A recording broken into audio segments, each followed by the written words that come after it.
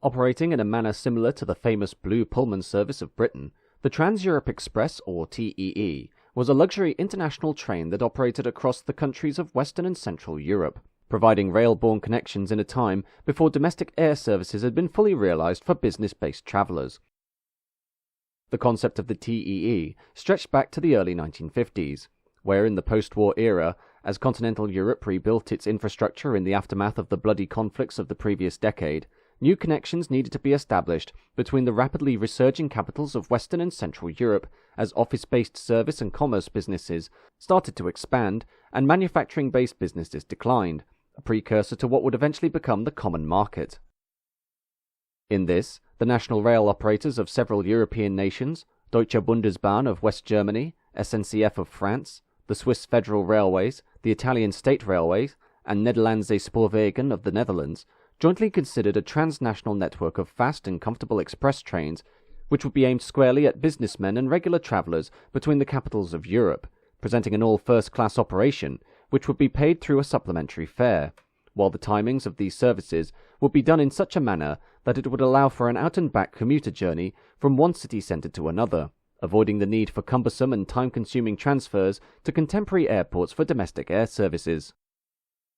In many cases, the TEE service took over from existing transnational named trains that had run on certain rail corridors since before World War II, examples including the Amsterdam to Lucerne Edelweiss, which started in June 1928, and the Oiseau Bleu, or the Bluebird, between Antwerp and Paris, which began operations in May 1929, while other new corridors would be opened up in order to connect as many European cities as possible so as to remain competitive with the ever-expanding domestic air service, among the more prominent examples being Air Inter, which commenced operations in November 1954 and had seen a major boost to its passenger numbers thanks to the speed and efficiency of the brand new Sud Aviation Carvel jet airliner.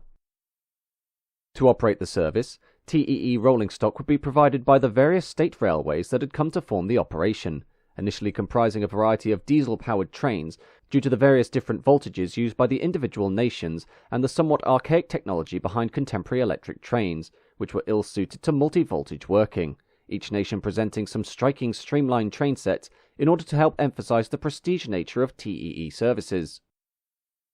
From West Germany, the VT Class 115, later Class 601, was unveiled by Deutsche Bundesbahn, a multiple unit which comprised 2 power cars and 6 unpowered trailers in a manner similar to the Blue Pullman sets of the UK, and were capable of reaching 100 miles an hour, while Switzerland and the Netherlands utilized the DE4 and RAM 4-car train sets, which comprised a power car and 3 non-powered trailers, one of which was a cab control car, these sets being built by Werkspoor of the Netherlands and SIG of Switzerland.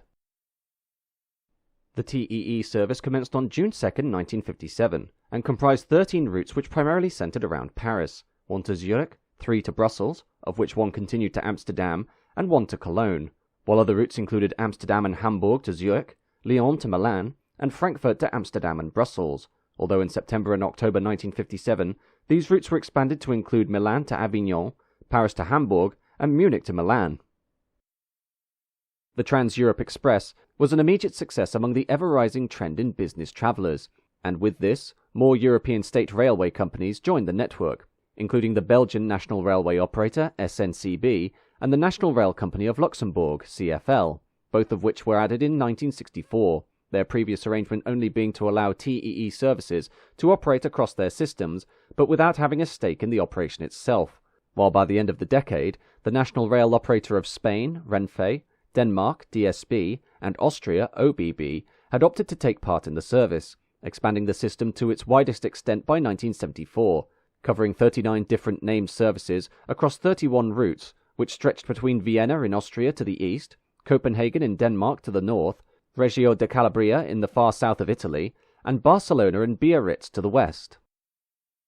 With its ever-expanding network, rolling stock manufacturers in the relevant nations began to develop new trains specially built for the multi-voltage electric network of the TEE system, including the quad-voltage RAE TEE-2 sets of 1961, which were built by SIG of Switzerland and were capable of operating on the Dutch 1500-volt DC system, the Italian, Belgian, and Spanish 3000-volt DC systems, the Swiss, Austrian, and German 15 kV AC systems, and the French and Danish 25 kV AC systems, while for services which operated across either dual or tri-voltage national systems, specialist locomotives with coaching stock were introduced, including the SNCF CC 40100, the DB Class 103, and the Belgian Railways Class 15.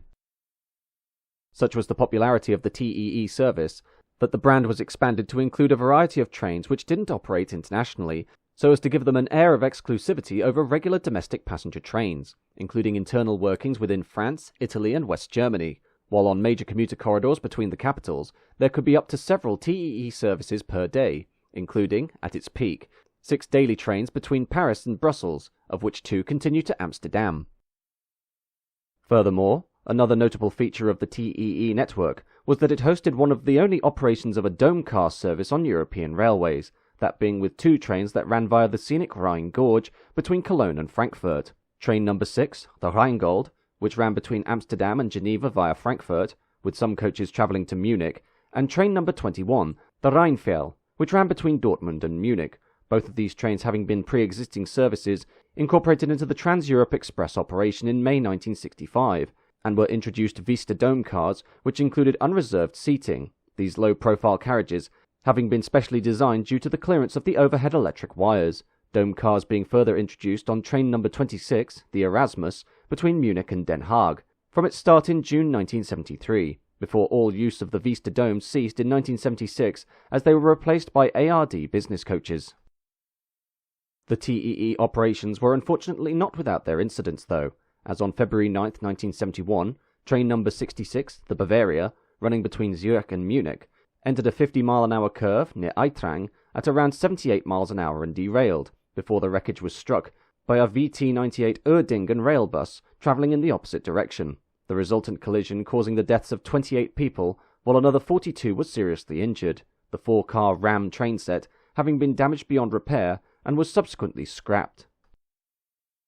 Sadly, while the TEE concept was one perfectly suited for the recently established European Union, and the gradual motions to remove formal border restrictions between the nations of Central and Western Europe under what would become the Schengen Agreement of 1985, by the late 1970s, the service was facing a slow decline as market demographics for passengers began to change, primarily due to the emergence of an expanding travel need for second-class passengers, which was accommodated aboard regular named trains between the nations of Europe, while with improvements to first-class service aboard domestic airlines, as well as the increased speed and efficiency in ground transfer operations between airports and city centres, the TEE was rapidly losing its market.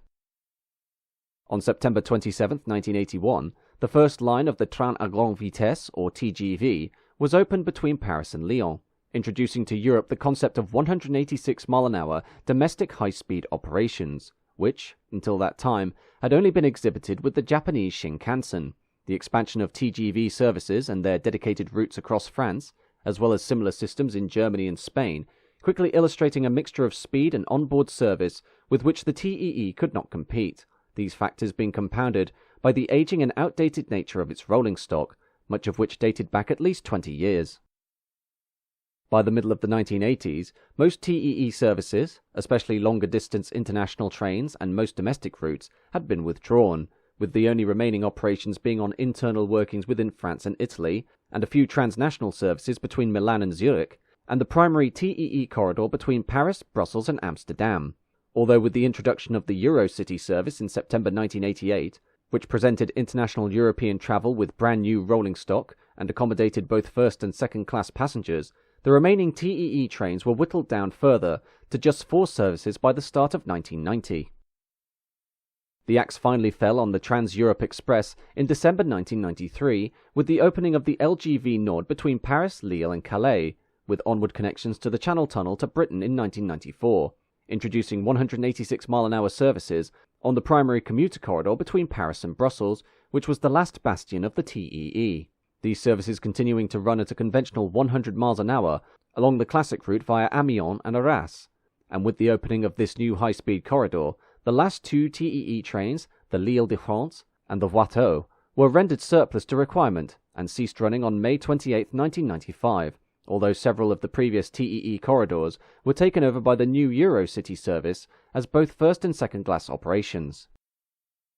As for the rolling stock, Despite the specialist nature of the various train sets employed by the TEE network, many of these continue to find regular operation with individual state railways across Europe, the stylish German Class 601s seeing use with both DB and the Danish railways until as late as 1990, with one full set and one lone power car preserved, while the RAM 4 and DE4 sets, which were removed from TEE diagrams in 1974 as the entire network switched from diesel to electric traction, were exported to Canada for use on the Northlander service between Toronto and Cochrane. Although due to the power cars being unsuited for the harsh Canadian winter conditions, as well as being difficult to maintain, the standard American EMD FP7 locomotive was used instead to haul the non-powered trailers and cab control cars until they were withdrawn in February 1992, although several vehicles have since been repatriated and preserved.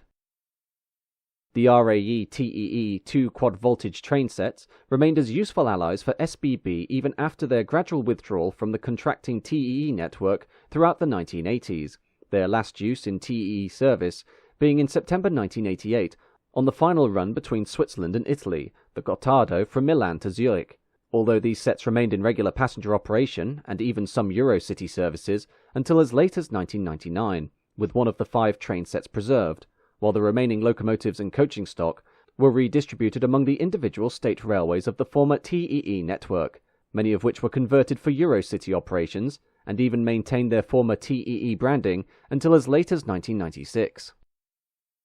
Since then, the German railways have proposed a potential revival of the Trans-Europe Express to include a new series of transnational routes running north to Stockholm, east to Warsaw and Budapest, south to Rome, and west to Barcelona via the capitals of Berlin, Amsterdam, Brussels and Paris, this scheme also intending to introduce an overnight express, which would operate on the former network of DB's City Nightline network, which had been withdrawn in 2016, and as of May 2021, several member states of the European Union have signed a memorandum in support of the concept, expansions to the TEE network in the long term, potentially continuing beyond Warsaw to Riga, and with the possible introduction of a service through the Channel Tunnel to London St Pancras, despite the fact that the UK is no longer a member state of the EU.